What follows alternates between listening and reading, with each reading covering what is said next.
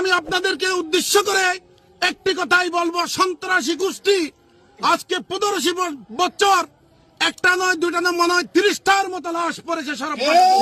আমি আসলে কোন ময়তাকে নিয়ে আমি কখনো বক্তব্য দেওয়াতে রাজি নয়, তারপরও আমি নিজ উদ্যোগে এখানে এসেছি 2-4টি কথা বলার জন্য। আজকে প্রথমত আমি নুরুল ইসলাম তালুকদারের আত্মার মাগফিরাত কামনা করি এবং ওনার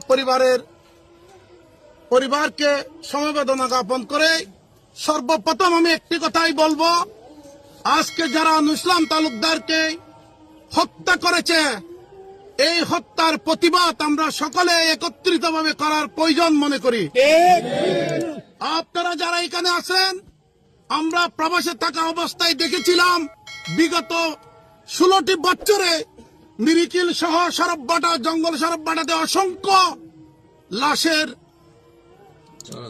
চলাচলি হয়েছে এবং আমি আপনাদেরকে উদ্দেশ্য করে একটি কথাই বলবো, সন্ত্রাসী গোষ্ঠী আজকে 15 বছর একটা নয় দুটা নয় মনে হয় 30টার মতো লাশ পড়েছে সারা।